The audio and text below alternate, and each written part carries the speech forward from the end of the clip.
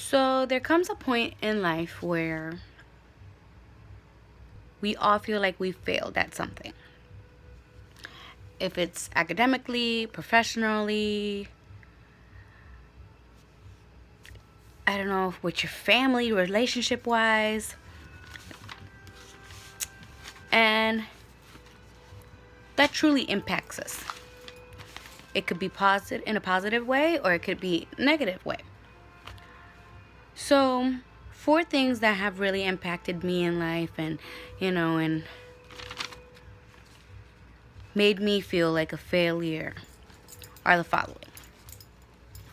I was in a 7-year relationship with the father of my kids.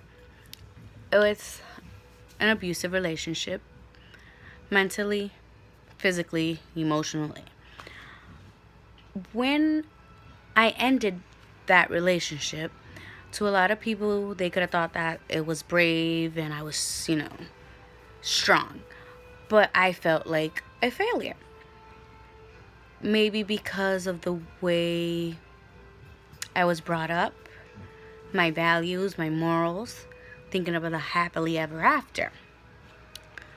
But with time, I learned that that was not a healthy relationship, that it was a toxic relationship.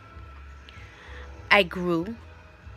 I learned what I should do and what I shouldn't do in a relationship, and what I should accept and what I should not, what I should allow. And now I'm happy. I'm in a new relationship with someone who's motivating me, pushing me to succeed, helping me go to school, watching my children for me to be able to go to school. I learned what the values of a true relationship is. Another thing that I could say about myself is when you get out of a relationship like that, years later you'll still have,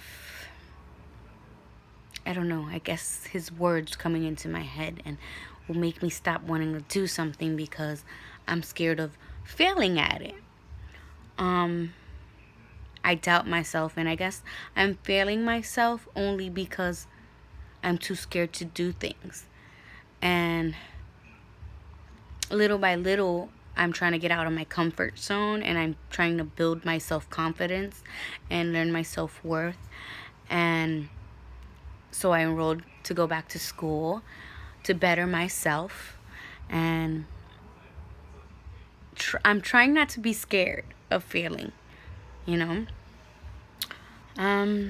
Another thing that I did feel like I had failed at was so last year I'm currently working at Head Start, but last year I was the teacher's assistant because they needed me. They kept telling me to go back to school, go back to school. I kept doubting it because I didn't want to fail. I was scared of it. So I didn't go back to school, and other reasons too. So this year I'm only doing the breaks in the classrooms, and I have to push the lunch carts. So I felt like I had failed everyone, and I had failed myself, failed my family, my kids that look up to me. Yes, I was very upset. I'm not gonna lie. But if I feel that way, then I need to make a difference. I need to do something to better myself and not just sit here and feel sorry about it or sorry for myself. So I enrolled in Bay Path. I need to be certified to be in the classroom. I'm obviously good at it, so I need to just push myself and be educated and learn and get my certificate so I can be in a classroom. Let me see. Another thing is that I felt like a failure was when I got out of high school and all my friends knew what they wanted to go to college for. And here I was, 17, and I did not know what I wanted to be or what I wanted to do with myself. And you know what? I'm happy I didn't do it, because I was thinking about going to be like, I don't know, wedding planner, or I didn't even know what I wanted to do at that time. I was 17, young. And now that I think about it, I'm 31. I love being in classrooms. I know what I want to be. It's totally different than what I thought I was ever going to be in life. So if I would have went to school back then, I would have been somewhere where I didn't want to be. You know, it's really hard, but sometimes, like, what I learned about all this is that sometimes we really think we want something. And then when we can't accomplish it or we fail at it, we really kick ourselves and beat ourselves up. And sometimes a door opens and something better comes. Or maybe you just learn from that situation more about yourself, more about others. So I think you just need to know that sometimes failure, it's not really a failure, it's really a blessing.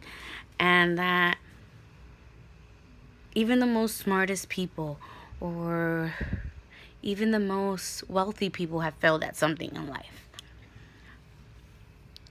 Now, the imposter syndrome,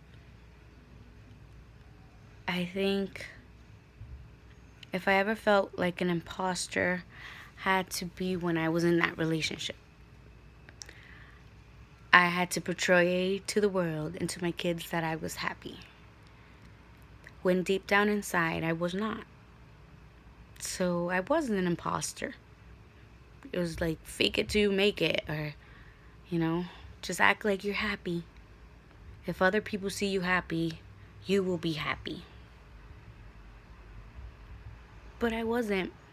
And I might not have everything that I wanted in life, or I thought I wanted in life when I was younger, but I'm in a better place. I'm happy. I'm happier. And I'm working on it. And I think that's just part of life. I guess that's what I got out of all of this. That even though I've gone through a lot of stuff, and to other people they might see it, oh, she's gone through so much hardships and failures, but I was always able to overcome it, and I learned and I grew. And because of that, I have compassion for others and sympathy, and I can relate, and I can help others.